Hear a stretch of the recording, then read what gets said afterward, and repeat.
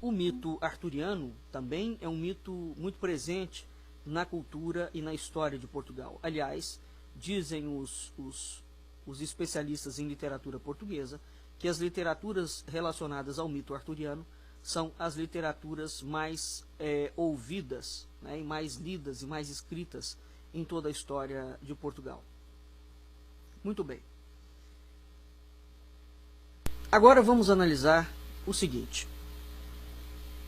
A influência da cultura céltica, né, da qual o mito arturiano é apenas uma versão, e é a versão talvez que tenha ficado mais conhecida, a influência da cultura céltica na Europa, na Península Ibérica, foi muito grande devido à importância da igreja céltica, da igreja cristã céltica, né, e ao seu papel enquanto escola de saber e de tradição literária.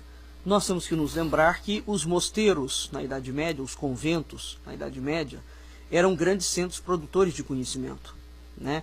Essa ideia de que nós fazemos atualmente, de que os monges eram seres pacatos, extremamente contemplativos, né? Portanto, que não tinham uma atividade não tinham uma atividade mais contemplativa, não eram muito ativos. Essa visão que nós temos dos monastérios medievais é completamente equivocada. Os monastérios eram grandes centros produtores de conhecimento e eles eram, entre outras coisas, estruturas que produziam tecnologia, digamos assim, né? Os mosteiros na Idade Média, portanto, mais do que uma mera literária, eles faziam inúmeras outras coisas. Portanto, a gente precisa de rever essa estrutura, né? Essa concepção que nós temos dos monastérios. Então, a igreja céltica vai ter uma importância muito grande no seu papel enquanto escola de saber e de tradição literária. Isso significa dizer, quando a gente pensa, hoje, uma notícia escrita, né, num jornal em Nova York, nós lemos essa notícia no mesmo dia. Se a gente pudesse pensar, bom, como é que um escrito se propagava na Idade Média? Vamos pensar dessa forma, né? Era através de uma literatura oral? Se fosse através de uma literatura oral, alguém estava naquele local, né, ouvia aquele relato oral e ia repassando aquele relato de boca a ouvido. Pois muito bem, essa é uma forma de disseminação.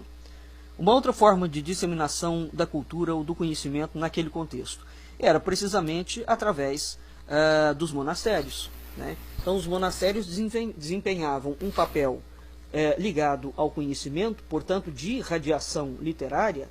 A literatura medieval céltica, os manuscritos, né, os pergaminhos, a forma, os livros, vamos falar dessa forma, os livros, como eles eram compostos, né, eles eram compostos aonde e por quem? Exatamente dentro dos monastérios. Então, os monastérios, entre outras coisas, eram grandes centros de disseminação do saber, né? Seria, de fato, não é uma expressão forte, seria, de fato, equivalente às maiores universidades do dia de hoje, e com uma diferença. Eles eram centros produtores de tecnologia. As cervejas foram feitas ali dentro, os licores eram feitos ali dentro, criados, né? Os grandes processos de azeite, os grandes processos de vinho. Então, isso nos dá, por exemplo, uma ideia muito distante da noção de monges como seres contemplativos ou que permanecem em oração o tempo todo. Existia, evidentemente, esses tipos de monges, mas então essa gente toda deu uma dimensão dessa literatura medieval céltica, e essa literatura pode ser avaliada através da intensa produção de textos nos centros monacais presentes até hoje, os centros monacais irlandeses e bretãos, de onde partiram milhares de manuscritos. Então, esses manuscritos, quer eles tenham sido encomendados ou pilhados, eles fizeram circular tradições orais e escritas. Obviamente, também um conjunto de mitologia que representa hoje um dos principais patrimônios desses países de língua céltica. Quais são esses países de língua céltica? Os países célticos, convencionalmente, são Bretanha Armoricana, que é a França, portanto, Irlanda, a Inglaterra e a Escócia. Por que não entra a Galiza e Portugal? Embora tenha uma tradição celta e seja reconhecidamente celta, né? Por que a Península Ibérica não entra nesse contexto? No meu entendimento, é uma convenção, e é uma convenção tola. Por quê? Porque, segundo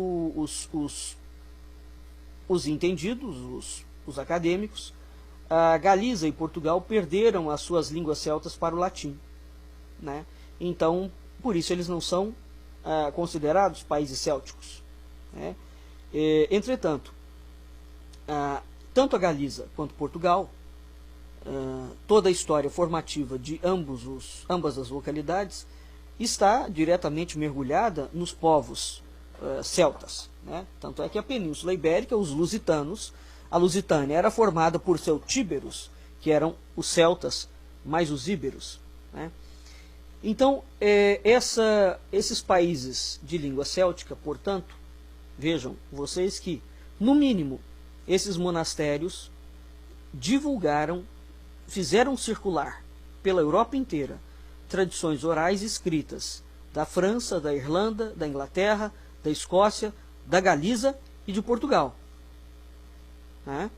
E a repartição dessas relíquias de um santo céltico e da recepção em outros territórios nem sempre era acompanhada da sua vida, mas a transmissão desses textos era frequente e, como já se sabe, a chamada hagiografia, a geografia é a vida dos santos, enquanto gênero literário, ela vai possibilitar a transmissão de vários conteúdos que são provenientes de um fundo celta pré-cristão, né? Então, na verdade, o que aconteceu e que se tornou tabu, permanecendo de certa forma até os dias de hoje, é admitir o fato de que a hagiografia celta-latina ou a hagiografia céltica tenha preservado, de forma surpreendente, um material mitológico de fundo druídico. Isso, evidentemente, dentro de um contexto cristão, é paganismo, é um tipo de heresia, não é? Portanto, oral. Isso significa que a própria igreja cristã céltica, né, é uma igreja que ajudou a preservar uma outra tradição que, teoricamente, não está diretamente correlacionada com a tradição judaica cristã, né?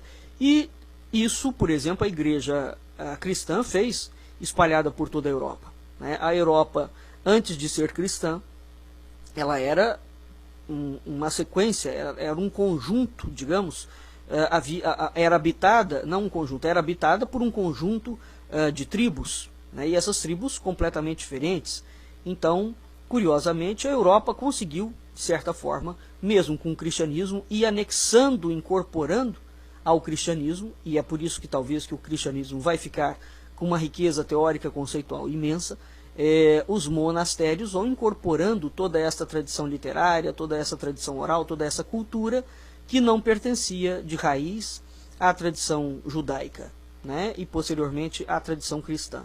Então a Europa preserva de outras formas, e os grandes centros de preservação desse conhecimento vêm a ser precisamente os monastérios, né? Em todos os lugares. Mas o que fazem especificamente a igreja céltica? Ela preserva essa literatura de fundo druídico, que é um fundo pré-cristão. Então, percebam que essa transmissão de vários conteúdos provenientes dessa memória celta é resguardada. Nós teríamos que nos perguntar por quê? Qual é a pertinência de resguardar isso, né? O que esse conhecimento para aquele povo significava de tão preciso? Mas o que vai acontecer? De um determinado momento em diante, essa hagiografia celta-latina ou a hagiografia céltica, ela vai sofrer um tabu enorme, né? E paralelamente a ela, por exemplo, vai se divulgar muito uma literatura grega, né? Uma literatura de fundo grego. Mas nós teremos muito pouco a divulgação de uma literatura de fundo céltico, né? Então, paralelamente a essa produção hagiográfica das narrativas mitológicas pelos monges celtos, se tornou possível um estudo comparativo de grande importância, por exemplo, entre os celtas e os gregos, aonde ele revelava várias facetas de um patrimônio europeu de proporções linguísticas e culturais absolutamente gigantescos, né? Então, essas narrativas e a história dos santos, a chamada hagiografia mitológica, preservadas pelos monges célticos, foram responsáveis por uma parte significativa de motivos e imagens da literatura medieval. Então hoje, se nós falamos, por exemplo, na famosa ilha de Avalon, ou na chamada cidade encantada de Camelot, que é o destino do rei Arthur, após a batalha de Camlan, né, a batalha essa em que ele é praticamente ferido, com uma ferida de morte, ou que ocasiona a morte dele. Nesse caso, como é que isso foi preservado? Ora, isso só foi preservado, evidentemente, através desses monastérios, né? Então, nesse caso, isso trata-se da matéria arturiana e de uma produção literária secular, né? No que se refere à literatura hagiográfica, nós vamos ter a matéria brendaniana, né? Acessando essa matéria, nós podemos entender o chamado fenômeno da Ilha Brasil na cartografia medieval. Portanto, trata-se de examinar a chamada influência da navegação de São Brandão na produção hagiográfica espanhola e portuguesa, precedendo o período das navegações marítimas do Atlântico e do descobrimento marítimo, né? Então, isso significa dizer que quando o Brasil é descoberto, o nome Brasil já vigorava pela Europa, já circulava pela Europa. Ele circulava não só na forma de um produto, bem como ele circulava na forma de um dos temas mais caros à igreja cristã céltica, né? Então, isso é muito importante. E, curiosamente, a chamada navegação de São Brandão, ou a imagem de São Brandão na tradição mítica portuguesa, né, é uma navegação muito importante e que será inserida dentro de um contexto que os templários, por exemplo, darão a ela uma enorme amplitude. Há vários mapas de cartografia portuguesa, inclusive, que mostram a navegação de São Brandão. São Brandão em cima de uma baleia e ele chegando até aquela ilha na qual ele fica durante um tempo. É uma ilha mítica que se desloca pelo Atlântico. Ora, o que nós podemos deduzir disso? De imediato, nós vamos assinalar duas especificidades na matéria brendaniana. Primeiro, a inserção da narrativa de navegação dentro de um contexto hagiográfico. Essa é uma primeira característica, né? A ideia do mar, tá? Porque nós vimos no primeiro tema sobre a Ilha Brasil que a matéria sobre mar era uma matéria importantíssima para os celtas. Os celtas tinham dois tipos de peregrinação: uma peregrinação pela via terrestre e uma peregrinação pela via marítima.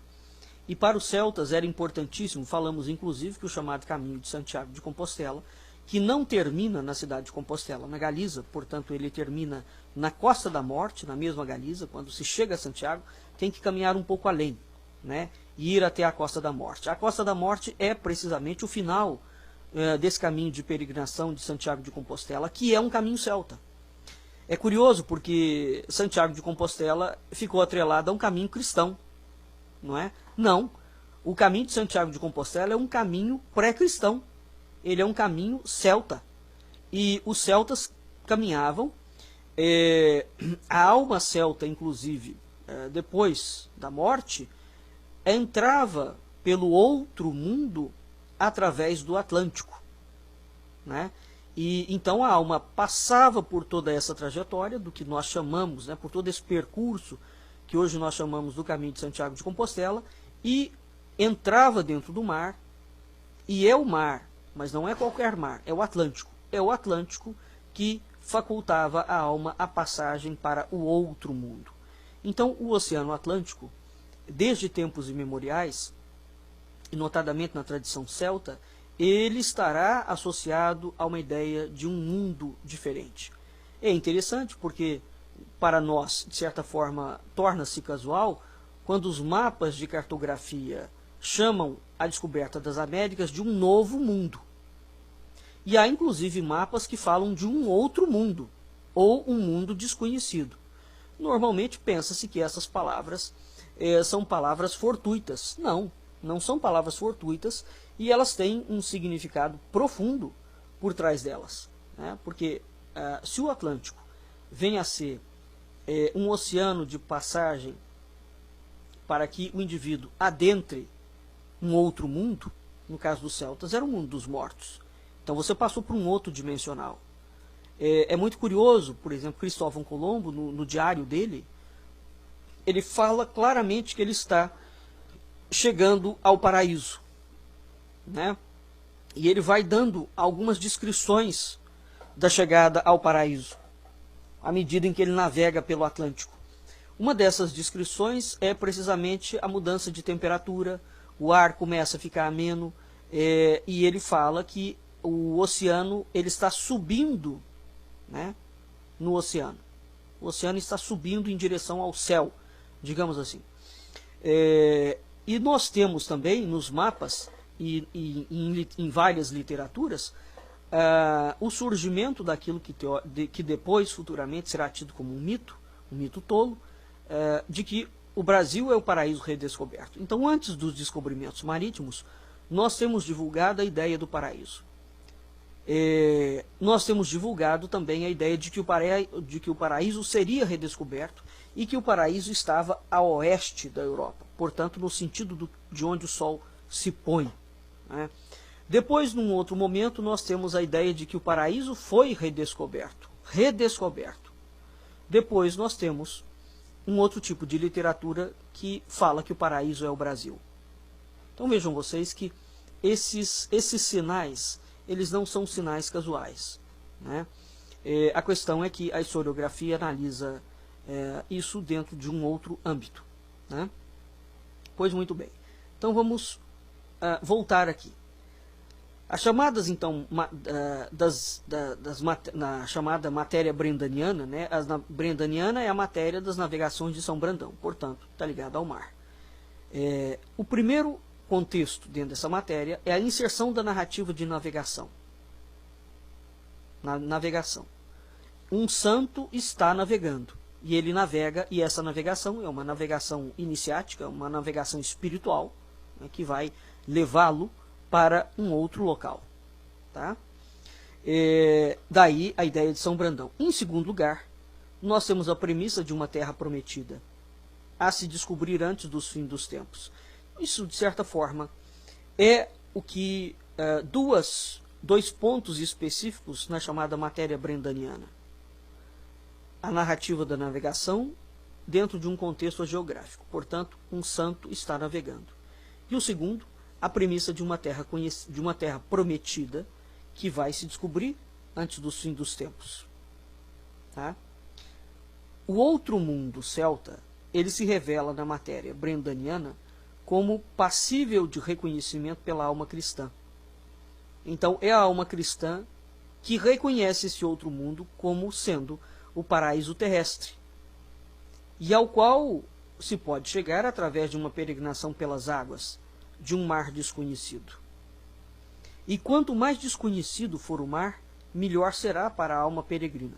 Então essa perspectiva da matéria brendaniana vai completamente de encontro à teoria de que os celtas, conhecendo a esfericidade do globo terrestre, acreditavam que quando eles iam para o oeste máximo, eles encontrariam o Oriente, ou a chamada Jerusalém Celeste, que é o paraíso dos cristãos, né?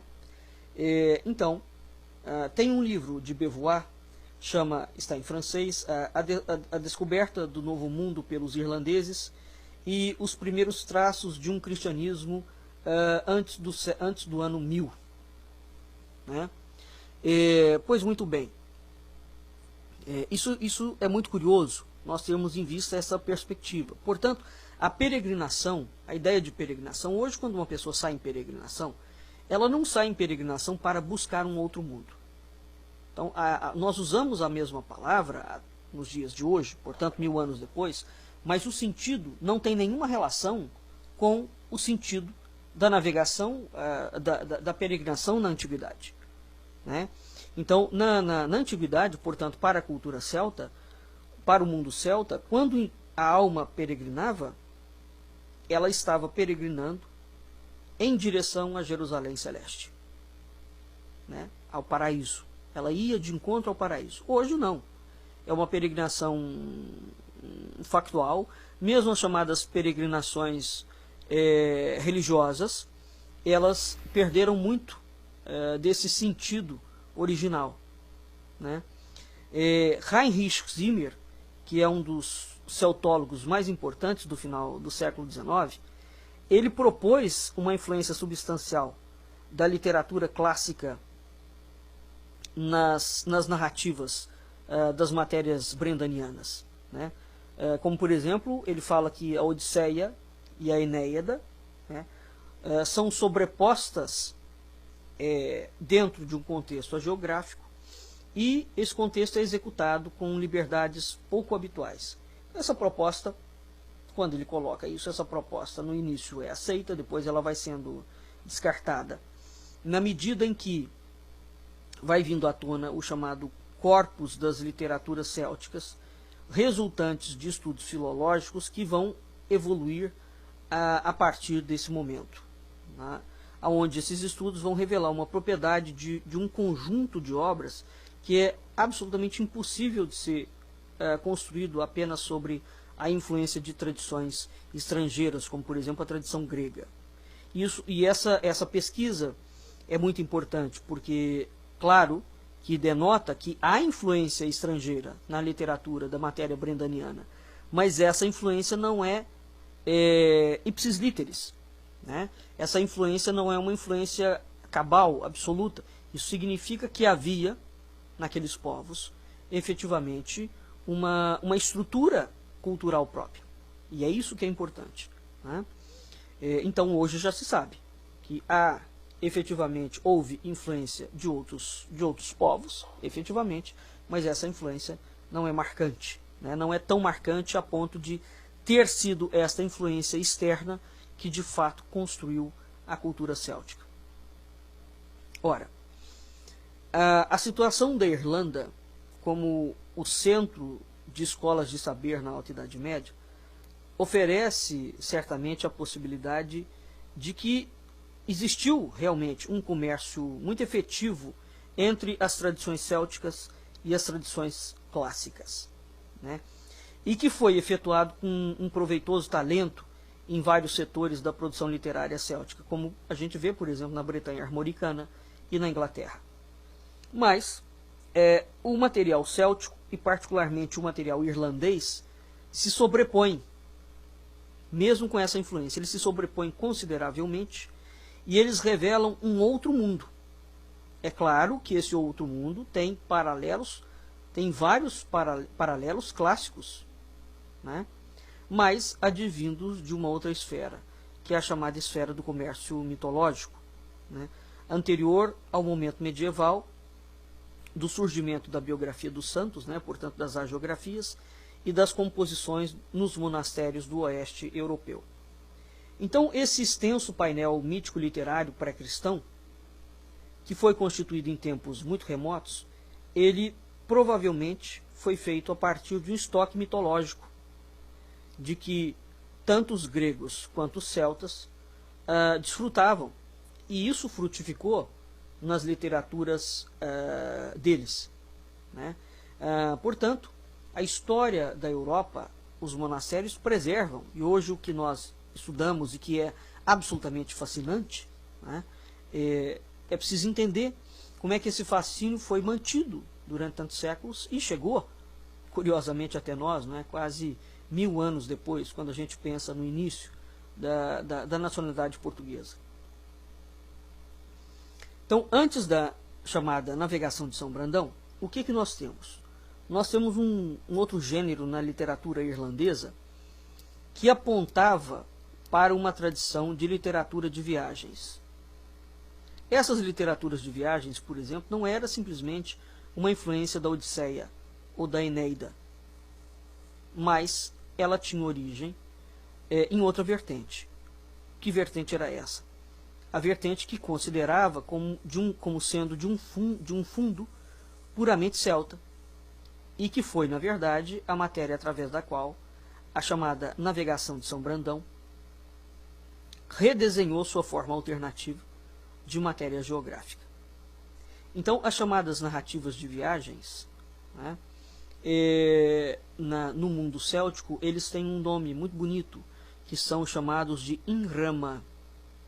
O ingrama é plural. Plural de quê? De Ingram. I-M-A-I-M-R-A-M. Ingram. Tudo junto.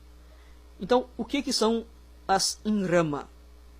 Essas ingramas são relatos de circunnavegações de heróis irlandeses. Quando a gente vê, por exemplo, os vikings navegando, né, aquilo é um relato de circunnavegação de heróis. É uma ingrama, é um paralelo, né, que a gente tece. Então, esses relatos de circunnavegações de heróis irlandeses, eles constituem um significativo para um outro estudo, né, de um outro universo céltica em que um outro mundo se revela ao herói. Então veja que a matéria de navegação, ela tem uma parte que ela se refere diretamente ao santo. E ela tem uma outra parte, que é a parte dos ingrama, né, aonde é o herói que se revela, através de manifestações intermediárias, quase sempre pelas águas brumosas e por ilhas que surgem e desaparecem. Mas também aqui, tanto na navegação de São Brandão, portanto no caso dos santos, que navegam pelo mar, quanto nos ingrama, nós temos o mesmo conteúdo. Ilhas, tem um outro mundo, águas cheias de bruma, bruma é uma nuvem, não é? Essas ilhas que aparecem e desaparecem, como por exemplo é clássico, né? Quando alguém dentro da história do rei Arthur vai entrar na ilha de Avalon, ninguém consegue ver aonde está Avalon, porque ela está sempre envolta em bruma. Então quando aquele que tem o aval para entrar na ilha vai se aproximando da ilha, as brumas abrem, ou a ilha se revela, né? Isso também aparece nos ingrama. Então as ilhas elas surgem, aparecem e desaparecem, e as águas são águas brumosas, né? Então um dos elementos constitutivos desse chamado outro mundo céltico é precisamente a suspensão do tempo. É quando um dia tem a duração de um ano. Então um herói entra lá dentro, por exemplo, a gente vê isso, a ideia da suspensão do tempo em Ulisses, né, em que ele fica preso numa ilha, acha que fica ali uns poucos dias, e ele fica anos. Isso é uma ideia de suspensão do tempo, né? A ideia da imortalidade. Todo São Brandão, por exemplo, quando ele vai para uma ilha, ele fica lá e ele volta, né, traçando um paralelo que não tem nada a ver com o assunto, mas para a gente entender a suspensão do tempo. Alguns relatos de indivíduos que se perderam nos Triângulos das Bermudas e que depois retornam 50 anos depois, qualquer coisa do gênero, né, que é um assunto praticamente proibido. Esses indivíduos retornam com o mesmo corpo, com a mesma face, então eles deveriam estar 50 anos mais velhos, mas eles não estão. E o que é isso? Isso é uma suspensão do tempo. Então isso é algo muito comum na mitologia, né, em que um indivíduo entra, ele é levado. No norte do Brasil você tem as lendas dos botos, né? Eles levam determinadas pessoas para dentro da água. Essas pessoas conhecem civilizações ali embaixo da água, civilizações absolutamente magníficas, ficam lá durante um tempo, e quando essas pessoas voltam, elas estão sumidas 1 mês, 1 semana, 3 semanas, depende do relato. Isso é um caso típico de suspensão do tempo, né? Arthur, o rei Arthur, quando é ferido nessa batalha de Camlan, e que ele é levado para a ilha de Avalon, disse que o rei ficará lá até o momento em que ele retornar, né? O retorno de Dom Sebastião, na tradição portuguesa, é a mesma coisa. O rei vai, né, para uma batalha, e até hoje os portugueses aguardam o retorno de Dom Sebastião. Portanto, se você entra em um mundo e pode retornar, você entrou no outro mundo. Num mundo inefável, num mundo etéreo, num mundo espiritual. E existe sempre a possibilidade do retorno. E você só pode retornar. E da mesma forma, porque o tempo está suspenso. Né? Então, os heróis e os companheiros dessa tradição dos Ingrama, eles transitam nessas ilhas até o retorno à sua terra de origem, depois de uma longa peregrinação. Uma longuíssima peregrinação. São muitos anos em um exílio, mas é um exílio absolutamente maravilhoso, né? Paradisíaco. Então, as narrativas célticas, habitualmente comparadas à matéria brendaniana, são algumas. A viagem de Bran, que é o filho de Febail, a viagem do barco de Maelduil, a viagem do barco de Uicorra, a viagem de Brendam, a viagem de Segnus e Maciagla, né, e as aventuras dos clérigos de Conlumb. Muito bem. Acrescenta-se a isso uma análise comparativa da navegação de São Brandão. Né? E aí nós temos, por exemplo, quando nós juntamos as agiografias e os Ingramas, nós temos um estoque literário do cristianismo céltico anterior à tradição cristã, extremamente pujante. E é interessante, porque essas narrativas são mantidas vivas com uma Europa cristã, não é? Além de serem mantidas vivas, elas foram coletadas e elas são transcritas entre os séculos 7 e 11. Portanto, essas narrativas são anteriores à tradição hagiográfica brendaniana. Né? E isso é interessante. Quem é que vai coletar e quem é que vai transcrever? Né? Aí nós temos uma corrente de conhecimento funcionando na Europa que é absolutamente monumental. Mas voltando à navegação de São Brandão. A navegação é um texto independente das outras duas vidas latinas de São Brandão.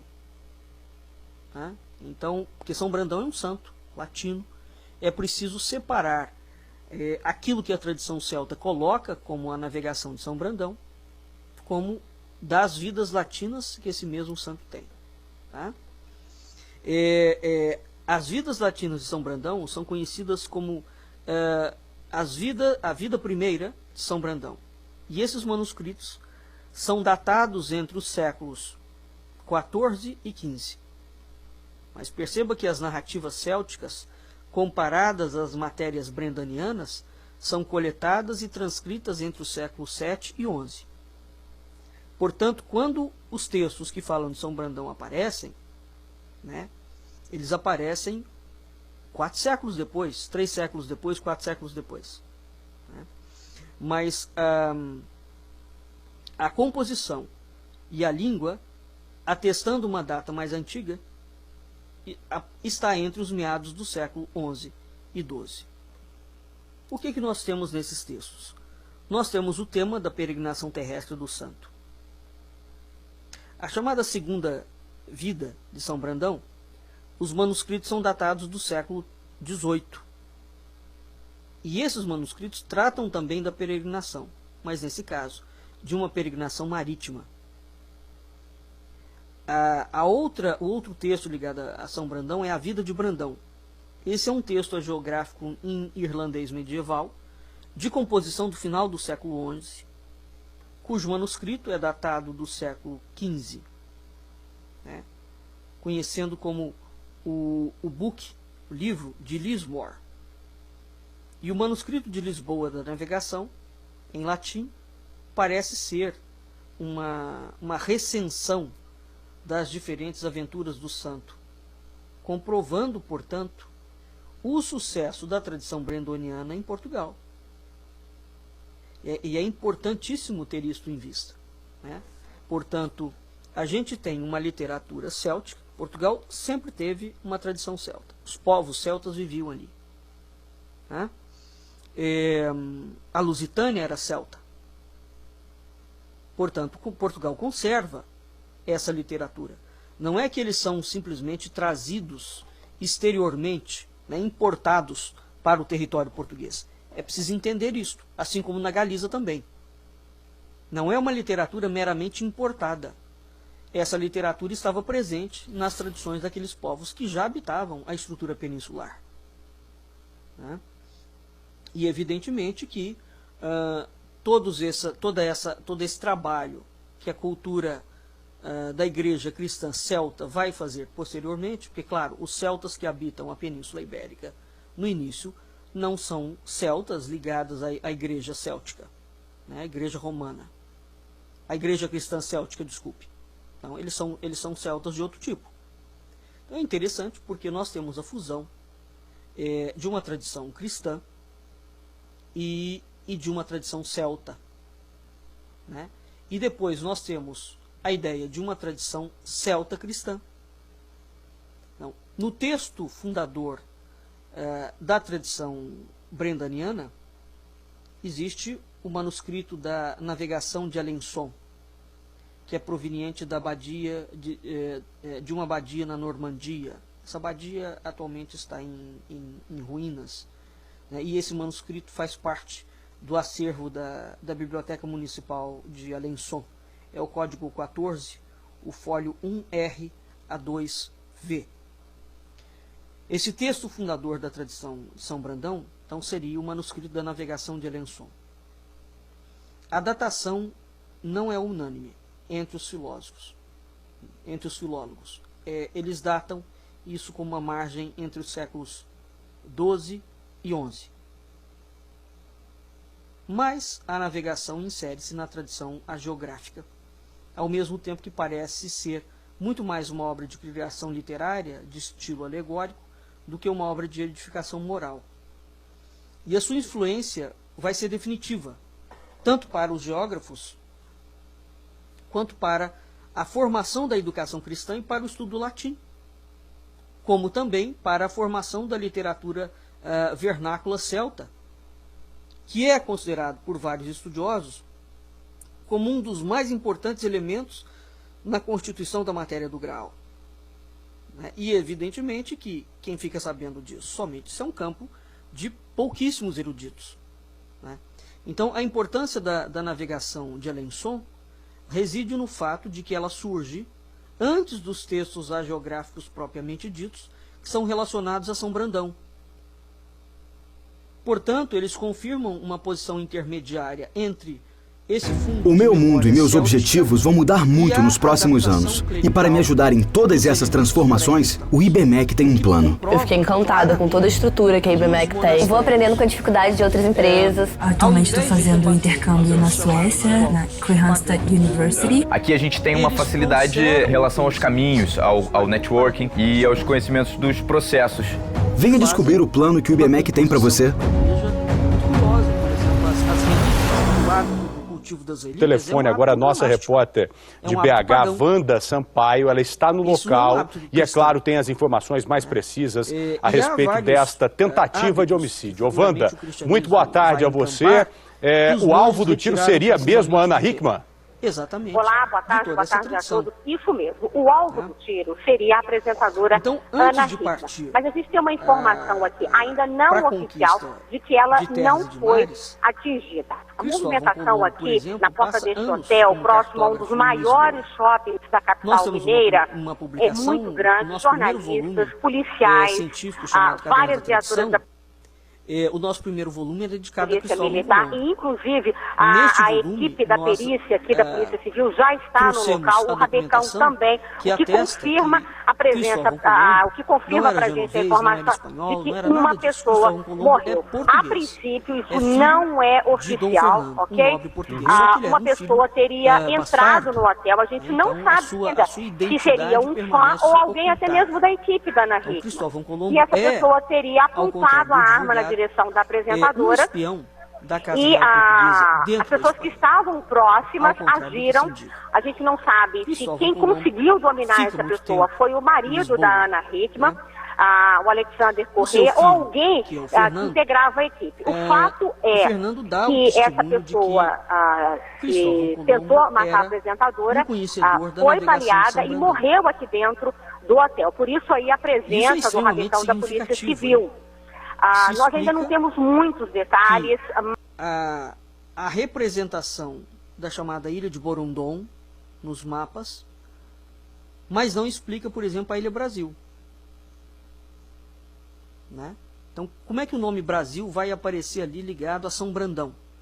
Alguns estudiosos, alguns indivíduos que, por um erro de interpretação, dizem que a Ilha Brasil é a Ilha de São Brandão. Não, não é. Elas são ilhas completamente distintas e que surgem em contextos literários igualmente distintos. Então, é preciso não confundir uma ilha com a outra. Mas é muito importante esse testemunho que o Fernando dá, portanto, o filho de Cristóvão Colombo. Ou seja, que o seu pai tinha conhecimento da chamada navegação de São Brandão. Né? Ora, se ele é um cartógrafo em Lisboa, aonde ele obtém esse conhecimento? Esse conhecimento ele terá obtido em Lisboa ou ele terá obtido na Espanha? Seja como for, o conhecimento denota, para ele obter o conhecimento, denota que efetivamente aquilo fazia parte do chamado, o que Jaime Cortesão vai colocar no que diz respeito à navegação portuguesa, a chamada política de sigilo dos descobrimentos portugueses, né? Onde somente determinados indivíduos sabiam de determinadas coisas. Tá? Então, isso denota que a chamada Ilha Brasil ou a Ilha de Borondon, né, que a chamada Ilha Brasil e a Ilha de Borondon eram, de certa forma, segredos de Estado. Isso já dá para nós, por exemplo, uma outra perspectiva completamente diferente em relação a esse tema. Né? Mas o fato é que a disseminação de uma mitologia ligada a São Brandão sobre as Ilhas Afortunadas do Oeste Atlântico vai se dever a um sucesso representativo da chamada Navigatio de Alençon entre os ibéricos. E a frequente aparição da Ilha Brasil na cartografia medieval não pode ser explicada de forma nenhuma por uma influência direta da matéria brendaniana, portanto, da navegação de São Brandão. Isso é muito importante de se entender, porque eles vão construindo argumentos que não são corretos, como, por exemplo, essa identificação de que a Ilha Brasil aparece porque ela é a Ilha de São Brandão. Não, ela não é a Ilha de São Brandão. São ilhas completamente distintas. Tá? Por outro lado, a Ilha Brasil também não aparece nos mapas de cartografia em razão de Borondon, né? Portanto, de São Brandão. Por quê?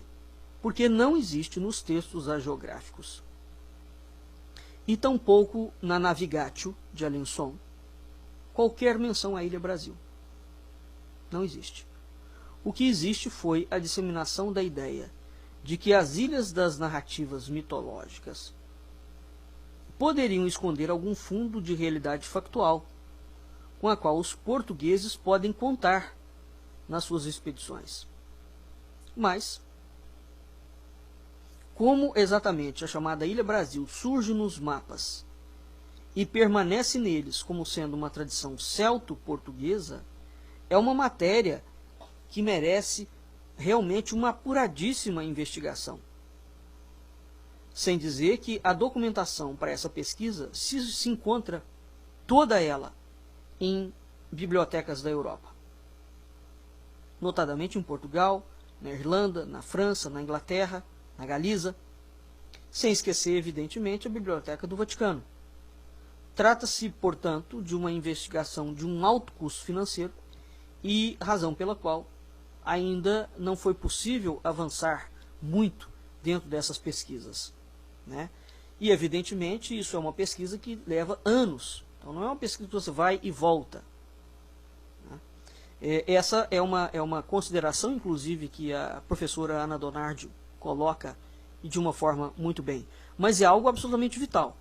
Nós temos que entender como é que a chamada Ilha Brasil, essa High Brasil, vai fazer parte da tradição portuguesa, se ela pretensamente é uma tradição celta, né?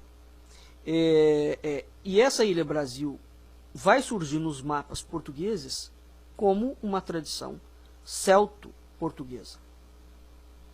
Isso aqui já nos dá, de fato, um norte completamente diferente que nós precisamos de explorar no bom sentido. Ora, porque como é que nós podemos explicar o nome Brasil na cartografia medieval desde o século XI? Aliás, segundo mapas árabes, o nome Brasil aparece desde o século IX. Então, como é que vai explicar esse nome? Se essa cartografia torna-se muito produtiva até meados do século XVII. Então nós temos do século, se a gente considerar a ideia dos árabes, né, o nome Brasil aparece nos mapas do século IX até o século XVII. Veja que neste período o Brasil já estava descoberto. Então como é que o nome Brasil continua aparecendo nos mapas de cartografia? Se o Brasil já estava descoberto, e ele vai aparecer sempre ligado a uma ilha, não aparece ligado ao país. Qual é a origem desse nome? Qual é o significado desse nome? Né? Diante de uma análise simples, quantitativa, da representação desse nome na cartografia medieval, nós não vamos poder evitar a impressão de que o nome Brasil representava algo muito importante para os geógrafos e os navegantes portugueses. Mas, sobretudo, o nome Brasil é importantíssimo para os portugueses. Portanto, quando a historiografia brasileira, né, fala que o nome Ilha Brasil é uma mera ilha, é uma lenda que não faz o menor sentido, evidentemente que existe uma superficialidade galopante no trato com essas matérias. Que se os mapas de navegação são mapas de orientação, não é? Por que estará presente aquilo ali? E por que ele vai estar presente, vejam vocês, durante quase 1000 anos? Porque do século IX, né, ao século XVII ou XVIII, que é o último mapa em que ele aparece, em 1800 e pouco, na Carta do Almirantado Britânico. Né? O Geraldo Cantarino, no livro dele, que muitos pesquisadores não gostam, mas ele fez um trabalho absolutamente primoroso, o Ilha Brasil, né? O nome Brasil na tradição celta. Só o Geraldo Cantarino ali naquela obra, ele apresenta uma quantidade abissal de mapas de cartografia, dá nome dos mapas, coloca, é um trabalho muito, muito fantástico. A gente verifica, quando pega aquela obra ali, que ele conseguiu condensar aqueles mapas e apresentar numa linguagem jornalística, portanto uma linguagem clara, fácil de ser entendida. Ele apresenta uma quantidade gigante de mapas. Isso evidencia claramente que o nome Brasil na cartografia medieval é importantíssimo. Ora, mas se o Brasil não tinha sido descoberto, qual é a importância disso então? Esse nome Brasil vai aparecer por conta do mito? Né? Nós temos que refletir sobre isso. Agora, esse mito é que mito? É o mito do outro mundo? Mas o que os templários tinham a ver com a mitologia celta? Ou o que o cristianismo tem a ver com a mitologia celta? Por que isto passa para Portugal? Essas perguntas têm que ser feitas com seriedade. Né? Porque não faz o menor sentido você manter alguma coisa. Ainda mais naquela altura, naquela época em que as palavras eram extremamente precisas e elas indicavam coisas. Então, obviamente, que nós vamos poder traçar um caminho em direção a algumas indagações, aonde esses caminhos vão explicando de uma forma consistente, embora parcial, mas extremamente significativa, a existência da presença de um elemento céltico recorrente na cartografia. e que não encontra o seu correspondente nas fontes escritas latinas e as geográficas. Existe um autor, que é o Weckmann, o Luiz Weckmann. Ele apresenta na sua obra La Herencia Medieval del Brasil, a herança medieval do Brasil, uma relação cartográfica, e chama a atenção para o fato de que a Ilha Brasil tenha continuado a ser assinalada pelos portugueses até 1500. E sabe-se também que um marinheiro português chamado Antônio Leme havia contado ter visto ilhas, das quais, como as que se chamam de São Brandão, e nela viu muitas maravilhas. Então, se as razões pelas quais os portugueses se apaixonam pela ideia de uma ilha no Atlântico chamada Brasil é uma matéria envolvida em hipóteses brumosas, a origem da palavra Brasil também tem uma dificuldade e precisa ser primeiramente entendido dentro do seu registro mais imediato, que é o registro do folclore irlandês. Até hoje, quando a pessoa vai na Irlanda, a palavra Brasil é altamente disseminada na Irlanda. E o brasileiro, por exemplo, pouco sabe disso, né? Então isso não é meramente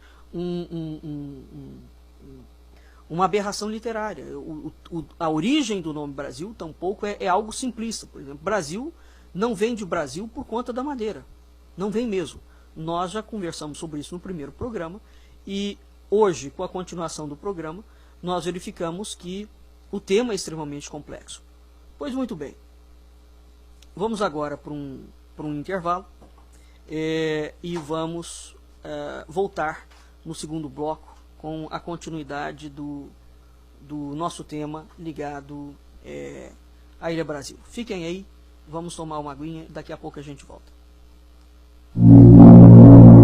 Conversando sobre o tema da Ilha Brasil.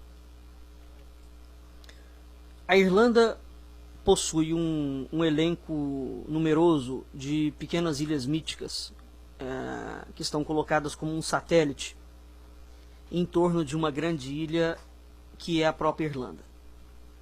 Isso é o que aparece nos mapas, né, de cartografia. Cada ilha ela possui sua lenda, uma lenda específica. Mas em quase todas as lendas, as ilhas têm uma característica. Elas aparecem e desaparecem. Elas deslocam-se. Elas andam pelo mar, né? Elas vão mais ao norte, elas vão mais ao sul. Então, essa mobilidade e visibilidade intermitente, ora você vê, ora você não vê, né, é uma parte integrante do folclore irlandês. Integrante, isso faz parte da vida da Irlanda. As ilhas que estão nas brumas, e elas aparecem e desaparecem. E é importante entender que mais do que aparecer e desaparecer, elas navegam pelo oceano, pelo Atlântico, né? Elas mudam de lugar, elas são flutuantes.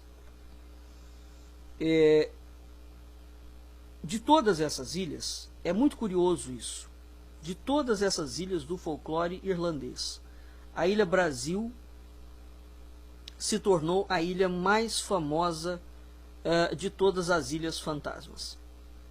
E além dela ter se tornado a ilha mais famosa, ela ganhou uma fama internacional desde a época medieval, né? E é interessante, porque ao mesmo tempo que a Ilha Brasil ganhou uma fama internacional, todas as outras ilhas míticas da Irlanda ficaram restritas ao folclore nacional irlandês. Mas a Ilha Brasil não. A Ilha Brasil se destacou e saiu da Irlanda. Essa ilha pode ser descrita, o nome Brasil ele é descrito, né, mesmo dentro da Irlanda, com diferentes grafias. Ui Brecil, Rai Brasil, Bressal, né, e, portanto, para uma única etimologia, nós temos várias hipóteses. Por exemplo, o vocábulo gaélico, Bres, pode significar alguma pista, mas esse vocábulo é limitado, porque o Bres significa nobre, afortunado. Bressal, por sua vez, seria o nome de um herói celta, que também é um personagem muito obscuro. E a ilha tem esse nome, por exemplo, devido a esse herói, que foi sepultado ali em tempos imemoriais. Nós sabemos pela literatura arturiana que os heróis guerreiros eram enterrados numa ilha mágica. Isso é uma característica dos heróis. Eles não são enterrados em lugares comuns. É por isso que Rei Arthur, por exemplo, quando ele é ferido, ele não está morto. Ele está ferido, uma batalha com uma ferida gravíssima, e ele é levado para Avalon, para curar-se dessa ferida. Portanto, ele não é tratado em território comum, né? Ele entra em solo sagrado, um solo misterioso, né? E isso era uma constante na literatura arturiana. Os heróis guerreiros são enterrados numa ilha mágica.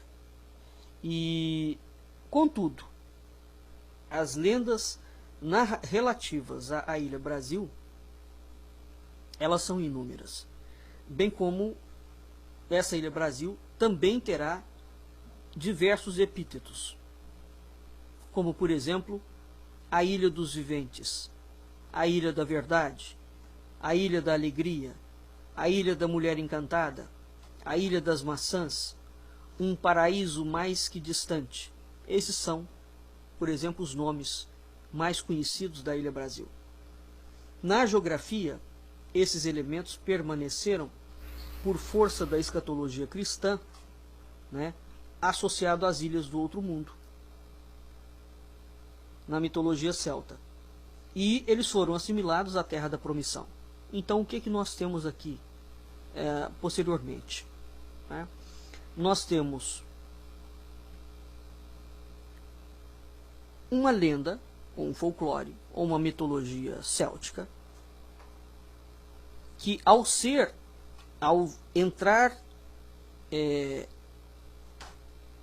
deparar, né, com a tradição cristã e ser incorporada por essa mesma tradição,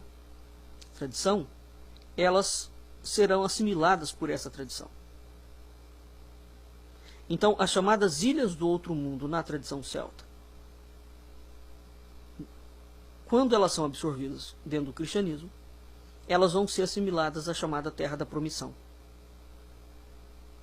Tá? E evidentemente que aqui já a ideia da Terra da Promissão não tem nenhuma relação com o sentido original da ilha no contexto celta. Tá? Sobre a Ilha Brasil no folclore irlandês, nós temos duas referências que são muito importantes, que é a referência de Westrop e é a referência de Campbell, tá? no estudo da Ilha Brasil no contexto do folclore irlandês. E é interessante, então, nós irmos verificando como é que vai acontecendo essa mutação. Portanto, entre uma mitologia, que veja, isso faz parte no início do processo. A Ilha Brasil é uma mitologia. Não uma mitologia do mito como algo inventado. Mitologia para os antigos era algo real, né? Então essa mitologia, que será degradada em folclore, né, parte futuramente para uma especulação fantasiosa, que absolutamente não tem nada que ver. Então é curioso, porque vai existir em relação à literatura céltica um veto dentro da Europa. Um veto. E ela é praticamente proibida, ou quase que exterminada. Não se pode falar dela, né? Mas, no caso da Ilha Brasil, a frequência com que ela vai aparecer na cartografia medieval e a forma como ela vai se configurando ou se institucionalizando no folclore moderno, só pode concluir que a Ilha Brasil tenha sido um elemento muito importante de uma mitologia antiga, igualmente importante. E ela, evidentemente, como tantos outros mitemas do mundo céltico, fica perdido num passado que é de certa forma, impossível de ser reconstruído em toda a sua completude, né? Então, o que nós temos hoje? Nós temos apenas os fragmentos de uma mitologia que aponta claramente para identificação através de um conjunto de narrativas de viagem ao outro mundo da literatura gaélica medieval, que são os Ngrama. A pergunta que a gente pode formular até aqui é o seguinte: a fama da Ilha Brasil entre os portugueses será devida apenas a uma influência mitológica que é transmitida pela cartografia medieval, sem que o fundo original celta, portanto, se tenha sedimentado a ponto de poder ser identificado, ou haveria um comércio maior entre Portugal, Irlanda e Bretanha, além do que se espera através da migração de monges irlandeses, que é assinalada e muito conhecida, né? Existe inclusive já altamente mapeado que os monges que vão para a Irlanda, não é a Irlanda que manda monges para Portugal, é Portugal que manda monges para a Irlanda, né? Então não pode ser uma mera troca tão superficial. Será que é? Essa é a pergunta. Como é que a Ilha Brasil vai adquirir fama dentro dos portugueses, quando se sabe a ordem templária é uma ordem iniciática? Nós não podemos perder isso de perspectiva. Portanto, todo e qualquer tema que a ordem do templo traz, que ela tutela, né, que ela divulga, que ela resguarda, que ela guarda e que ela dissemina e protege, evidentemente tem alguma razão de ser. Claro que tem. Isso sem considerar que o projeto dos descobrimentos é um projeto não da coroa portuguesa, como normalmente se ensina, mas é um projeto da Ordem do Templo de Portugal e da sua sucedânea, a Ordem de Cristo. Isso está muito bem explicado num livro que é um lançamento nosso, escrito pelo Manuel Gandra, que é O Projeto Templário e o Evangelho Português. Então, o projeto dos descobrimentos marítimos não foi um projeto da coroa portuguesa. Quem projetou, financiou e executou os descobrimentos não foram cortesãos esforçados. Foi precisamente a Ordem do Templo de Portugal e a sucedânea dela, a Ordem de Cristo. Por conseguinte, tudo que diz respeito à cartografia em Portugal diz respeito a um projeto templário. Porque nós estamos tratando de mar. Nós não estamos falando de uma cartografia onde o rei está se deslocando dentro do território português. Essa cartografia marítima, quem controlava? Era a Ordem do Templo, evidentemente. E havia a chamada política de sigilo dos descobrimentos, embora os historiadores brasileiros refutem peremptoriamente essa ideia, o que é uma insanidade, porque essa ideia só pode ser refutada a partir do momento que não se admite o fato concreto de que a Ordem do Templo é autora, mentora e patrocinadora dos descobrimentos. Ora, e uma outra absurdidade em relação a isso, se hoje os governos modernos têm documentos que são considerados confidenciais, por que não haveria de tê-los naquela altura? Mas é evidente que havia. Então, isso torna o tema da Ilha Brasil muito mais complexo ainda, porque ele vai aparecer na cartografia medieval com uma importância absoluta, e essa narrativa de viagem é uma narrativa ligada ao outro mundo. Que outro mundo é esse? Eis o ponto. E por que os templários resolvem incorporar isto, e divulgar, preservar, manter, resguardar a memória de alguma coisa, se aquela coisa não tivesse, em primeiro lugar, uma importância fundamental, e, em segundo lugar, uma importância que impactasse no projeto deles, evidentemente. Porque também não há de se pensar que a Ordem vai resguardar alguma coisa que não faça sentido. Então, a pergunta que nós podemos formular aqui agora é o seguinte: a fama da Ilha Brasil é devida a essa influência mitológica? Se sim ou se não. Se o fundo mitológico se explica apenas pela influência da chamada Navigatio, de Alençon, o que por sua vez é devedora dos Ingrama, por que a Ilha Brasil escapa a uma descrição nos textos hagiográficos? Por que ela não aparece? Né? Se São Brandão deu nome a uma ilha, seria Brasil um personagem desconhecido que se perdeu nas brumas de uma tradição oral pré-cristã? Se essa é a possibilidade, então nós estaríamos tentando acessar inutilmente a mitologia da Ilha Brasil através da transmissão de textos hagiográficos, porque nesse caso trata-se de o quê? De uma literatura perdida? Não pode ser. Uma outra pergunta que tem que se fazer: teria a chamada navegação de São Brandão sido a única tradição hagiográfica responsável pela disseminação de uma mitologia das Ilhas Atlânticas? Ou outras influências lusitanas teriam alimentado isso aí? Né?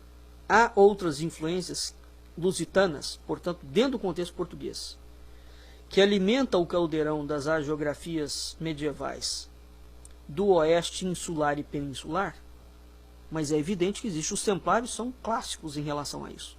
Nós também temos uma publicação que é os templários na literatura. Então nós vamos ver que a influência templária na literatura é algo primoroso dentro da história de Portugal. Né? Sobre essa influência templária, ou sobre a chamada influência templária, não, desculpe, sobre a influência da navegação de São Brandão, a influência disso no oeste peninsular e insular, os espaços peninsulares e insulares do mundo céltico, nós precisamos de lembrar que a Bretanha armoricana é a península francesa que na antiguidade era chamada de Armórica, e onde se fala até hoje a língua bretã. O bretão não é o francês. Né? As grandes ilhas são a Inglaterra, chamada de Britânia pelos romanos, e que nós denominamos Bretanha insular em relação à Bretanha peninsular ou Bretanha armoricana. Portanto, a Bretanha armoricana é a França. A Irlanda e a Escócia faziam parte das ilhas mais distantes, que eram denominadas em conjunto pelos gregos como as Hespérides.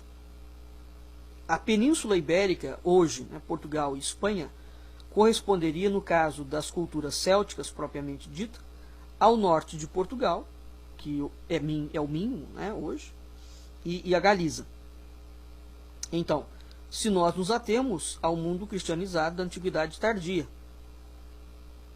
essa era a configuração onde apareciam essas literaturas.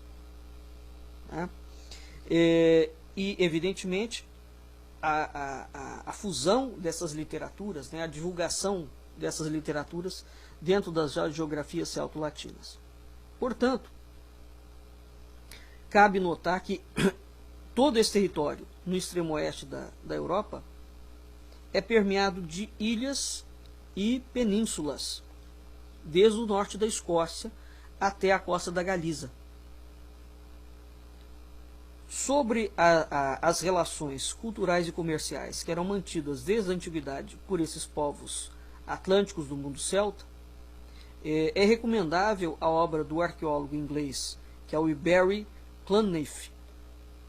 Então, já está comprovado, claramente comprovado, que havia um intenso comércio, mas era muito grande, um intenso comércio que ia entre esses povos célticos, né, os povos atlânticos do mundo céltico.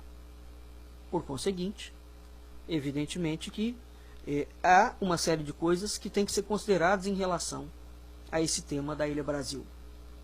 Né?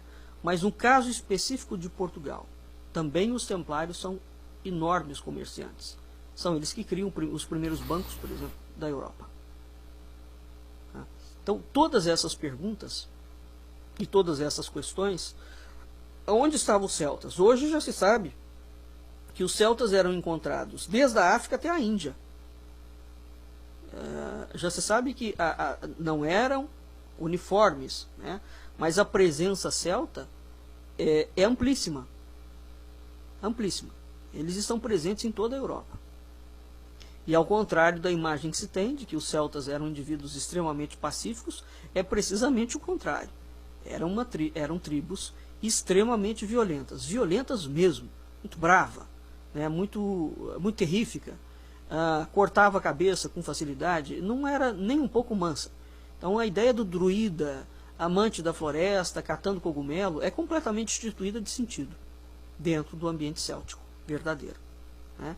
E hoje está difícil falar nesses temas porque tem um movimento, que é o movimento neopagão, ligado ao neoceltismo, que está tentando inventar coisas que não têm a menor relação com a realidade daquilo que foi, de fato, a presença celta na Europa.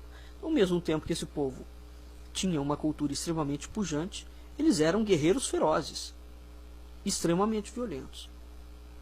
Então, nós vemos, por essas breves considerações, que todas essas perguntas demandam uma incursão muito profunda na crítica textual das chamadas hagiografias ibéricas e celto-latinas. Tá? E isso, evidentemente, tem que ser pesquisado, fortemente pesquisado, dentro das universidades europeias, né? Agora, e tem que traçar uma ágil historiografia comparativa, aliado a uma crítica textual para levantamento das formas literárias, dos motivos, dos símbolos, dos empréstimos e das influências de mitologias que foram disseminadas nas tradições manuscritas nos centros de produção na Espanha, em Portugal, Bretanha, Irlanda e etc. Portanto, isso não é uma pesquisa de um único pesquisador. Tem que ser um conjunto de pesquisadores de tão monumental que é a obra, né? É preciso uma equipe, e é curioso que o governo brasileiro nunca tenha se interessado por isso, né?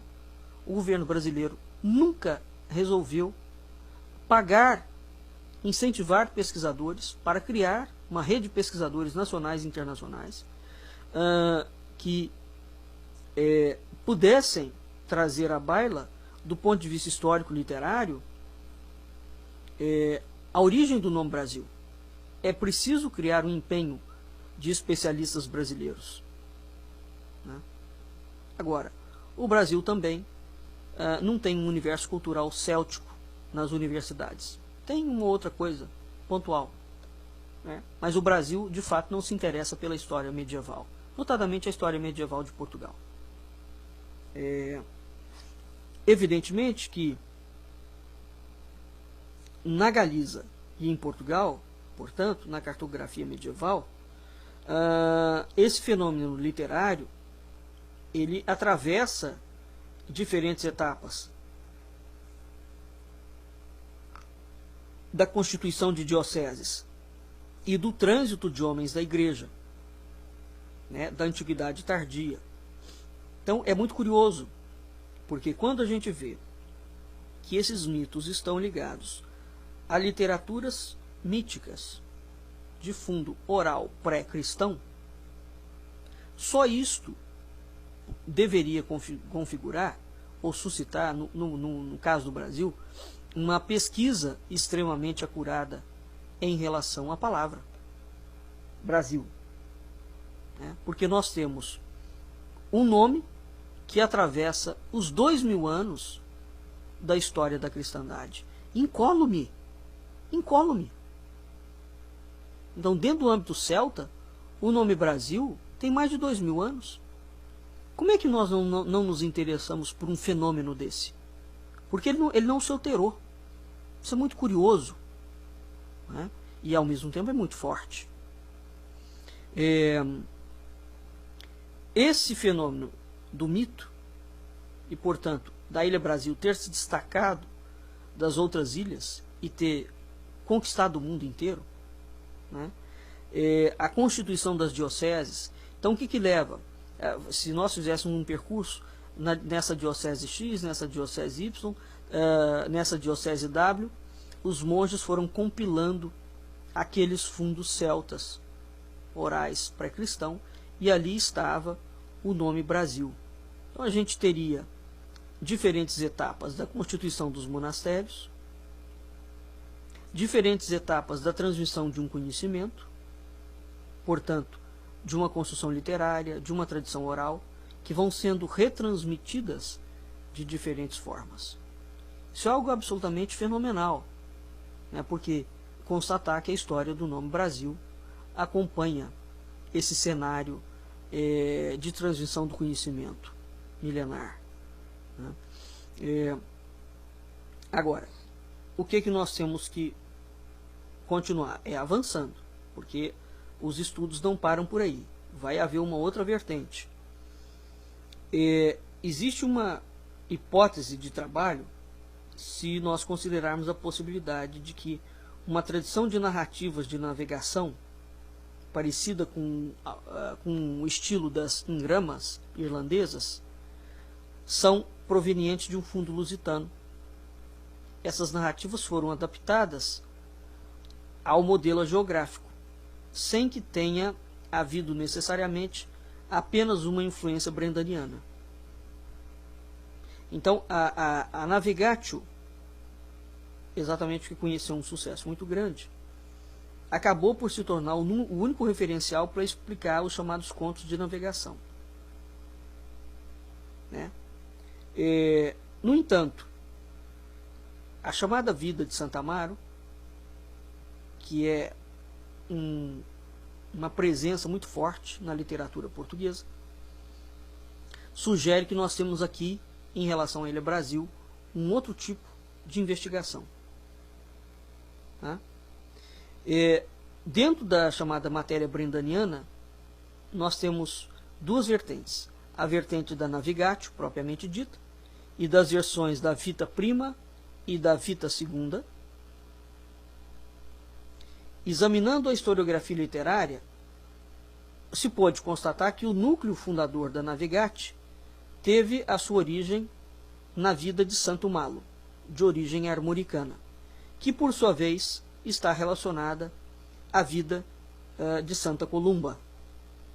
Então, não cabe aqui oferecer um resumo dessa intrincada rede de transmissões, né? Mas, ora, se a Navigatio teve a sua origem ou seu núcleo na vida de Santo Malo, não é impossível que a vida de Santo Amaro tenha tido uma influência bretã armoricana, mesmo que o texto amariano, que nos chegou pelo manuscrito do Mosteiro de Alcobaça, seja muito tardio em relação à vida de São Malo.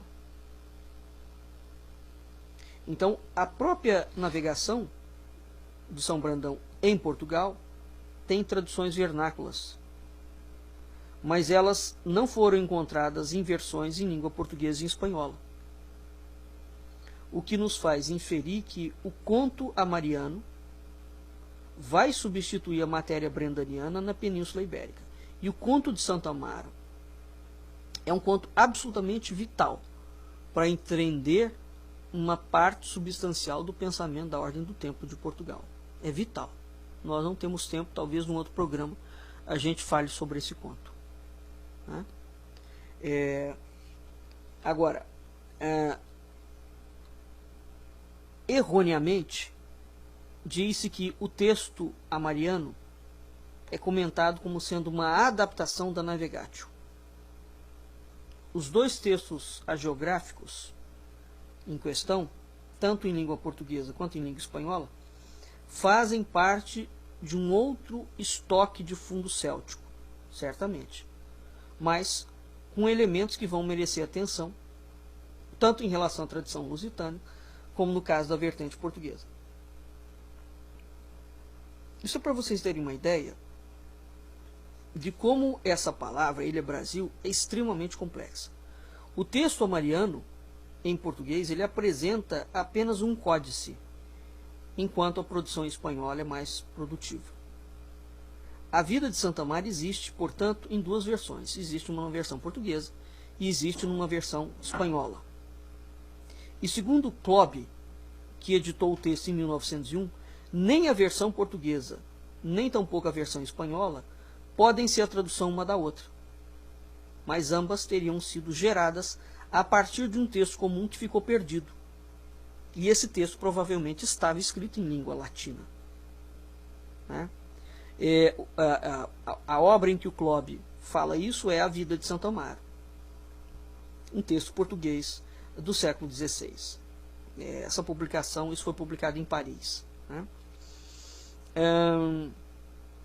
Portanto, vejam vocês que aqui nós temos uma outra curiosidade. Né? Então, A Vida de Santo Amaro, ao existir na versão portuguesa e na versão espanhola, ela parte de uma outra versão, que não é nem portuguesa nem espanhola. Portanto, ela se origina de uma outra coisa. Como de Brasil, a ilha ou o personagem, também de Santo Amaro, se ignora quase tudo. Santo Amaro é um enigma mesmo. Mas o mais importante para uma análise da tradição amariana é constatar a popularidade do tema. E vejam vocês que, se essas traduções vão acontecendo, por que a gente está se referindo tanto à bibliografia aqui? Para vocês terem uma ideia, quer dizer, claro, se uma obra vai sendo muito divulgada num cenário, né, e a divulgação dela vai ampliando, é o que nós mostramos. O Brasil, a High Brasil, sai de um contexto celta, ligado a ilhas mágicas, né, que aparecem e desaparecem e flutuam no oceano, e de todas essas ilhas mágicas da Irlanda, a Ilha Brasil é a única que se destaca e adquire fama internacional. E esse mito vai sendo passado. Ora, para o mito sendo passado de uma geração para outra, de um moceiro para outro, né, e de conectando a ele outras vertentes, isso prova não só a pujança do mito, bem como a profundidade e a abrangência do mito. Né? Então, o tema mariano, portanto, a vida de Santo Amaro, da busca pela Ilha Prometida, vai se tornar um material disseminado pela literatura de cordel até o século XIX. Literatura de cordel em Portugal. Né? Que Portugal também tem literatura de cordel, não é só o Brasil. Aliás, a literatura de cordel vem de Portugal. Durante 4 séculos, a lenda de Santo Amaro é reproduzida tanto na Espanha quanto em Portugal, sem que a sua matéria tenha sofrido alterações. O que leva a crer que a tradição de Santo Amaro está muito bem sedimentada tanto na cultura portuguesa quanto na cultura espanhola. E ela vai, digamos, substituindo a navegação e sobrepondo-se à fama da matéria brendaniana que era tão disseminada no resto da Europa. Então, essa singularidade do conto de Santo Amaro em relação à tradição brendaniana, ela revela, portanto, um lugar atípico, que revela, que merece, uma maior investigação do ponto de vista dos estudos celtas, né, na Lusitânia antiga. Então, as relações, o que está em jogo aqui? Está em jogo aqui as relações entre a Bretanha armoricana, portanto a Bretanha francesa, a Galiza e Portugal. Nós precisamos mais uma vez de lembrar que a Bretanha armoricana é precisamente aquela localidade na França que os templários terão territórios muito importantes. Né? E é aonde surge, é na Bretanha armoricana que surge, inclusive, todo aquele livro que deu uma celeuma terrível há muitas décadas atrás, que foi um lançamento da BBC, que é o Santo Graal e a Linhagem Sagrada. O problema ali começa com um castelo templário espanhol, uma documentação que é achada exatamente na França. Né? Então é muito curioso, nós temos que pensar nessa relação da Bretanha, os templários muito fortes na Europa, são os templários. A França tem os templários de uma forma mais... tem mais propaganda, né? A forte presença templária em território europeu, como nós já falamos diversas vezes, nunca ficou na França. Sempre foi na Península Ibérica, sendo que dentro da Península Ibérica, Portugal é um país templário por excelência, e a sede administrativa da Ordem do Templo era Tomar, portanto ficava em Portugal. Isso nos dá uma ideia da importância que Portugal tinha e que é relegada a segundo plano. Portanto, existe em toda essa literatura uma relação muito íntima entre a Bretanha armoricana, a França, portanto, a Galiza e Portugal, desde a Antiguidade Tardia. Desde a Antiguidade Tardia. E na perspectiva disso, é que a gente consiga talvez explicar a presença dessa vertente celta, né, que se fixa na literatura portuguesa e na literatura espanhola. Ora, a Galiza até hoje, mesmo Portugal, a quantidade de comunidades eclesiásticas bretãs desde o século VI, que perduraram até os séculos XI e XII, é brutal. Né? O próprio caminho de Santiago de Compostela é um caminho cheio de lendas, permeado de lendas e personagens bretãos. O que explica a presença ainda hoje desse componente céltico no folclore galego e no folclore português. Né? Além de explicar também essa assimilação singular na literatura medieval secular das lendas do ciclo bretão, na constituição da matéria da Bretanha galego-portuguesa.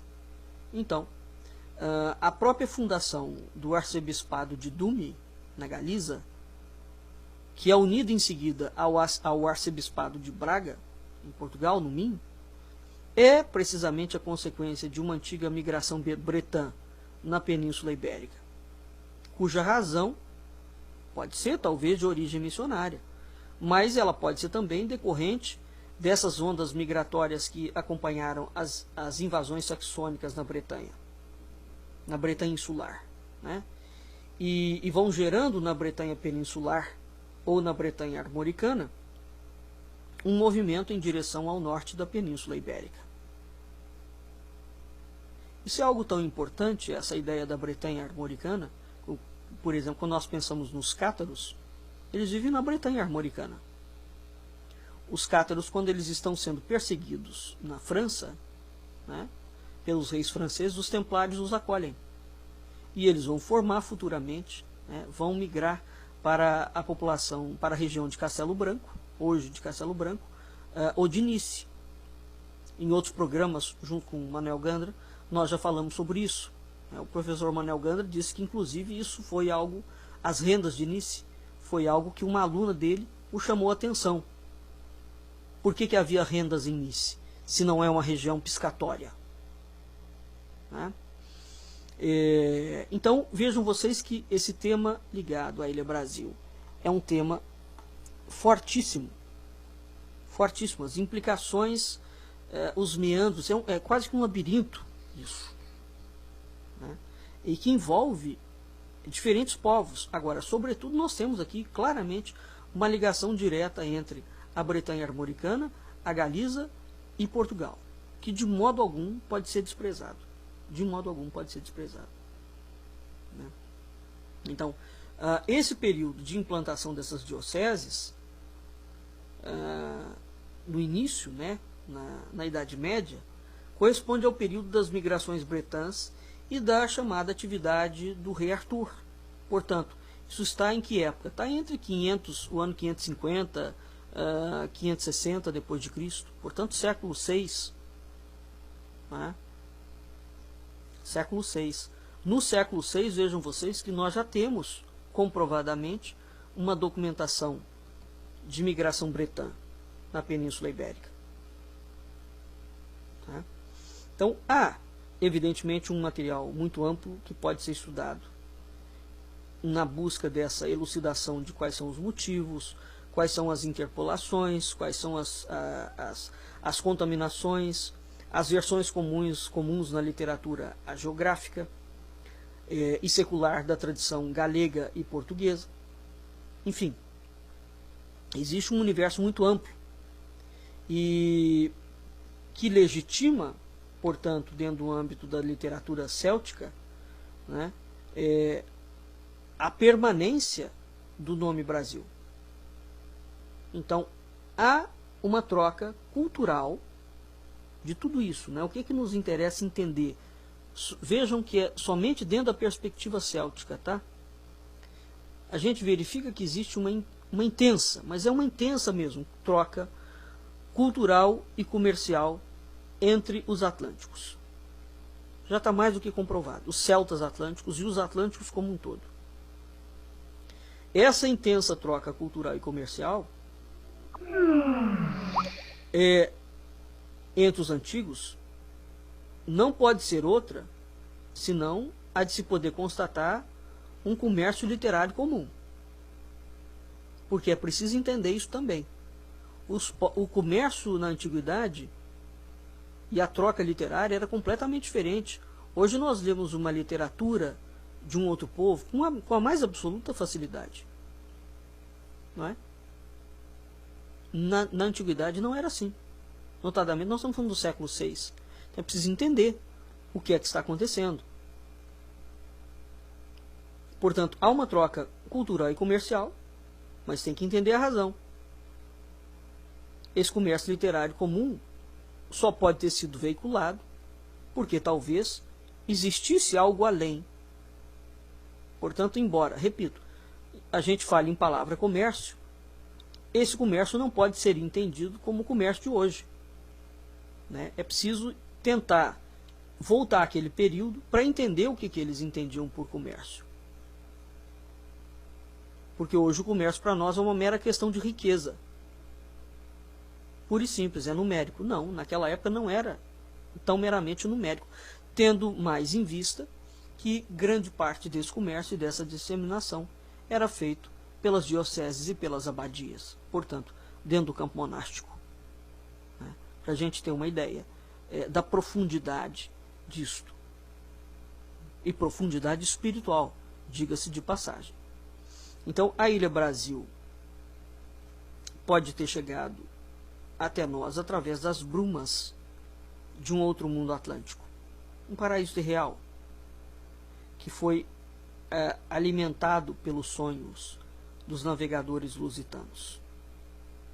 Entretanto, se através desse nome Ilha Brasil nós pudermos chegar a escrever uma literatura lusitana perdida, né, já será muito melhor do que nós deixarmos o nome Brasil por Brasa, não é? E é isso que nós temos que intentar perseguir de certa forma. Sair desta superficialidade que tem marcado tanto a história do Brasil, como por exemplo, o nome do Brasil veio de pau-brasil, pronto, acabou, não se discute mais. Não, o nome pau-brasil, não, o nome Brasil não vem de pau-brasil e não vem de brasa. Portanto, ele não está ligado a braseiro, coisíssima nenhuma. É preciso mergulhar fundo nisto. E este mergulho no nome vai nos levar a um mergulho histórico fenomenal. Fenomenal. Portanto, há muito ainda o que se diga sobre a Ilha Brasil. Mas nós vamos ficando por aqui, né? E talvez a gente faça mais um programa sobre esse tema, porque realmente há muita coisa a se falar sobre a Ilha Brasil. Mas o que nós pretendemos trazer para vocês? A ideia de que definitivamente não está selado a questão de que o nome Brasil advém de pau-brasil. E muito pelo contrário, nessas brevíssimas considerações que nós fizemos, constatou-se que o nome Brasil tem toda e qualquer relação com qualquer outra explicação, menos com a explicação de ser originário do pau-brasil. Então, nós vamos ficando por aqui. Logo em seguida, vocês vão ter os cantos gregorianos na Rádio Cultura Online Brasil e vamos em frente. Fiquem agora com os belíssimos cantos gregorianos e até a semana que vem, se Deus quiser. Boa noite, Brasil, boa noite, mundo. Muito obrigado pela sua audiência e até a semana que vem. Continue na programação da Rádio Cultura Online Brasil.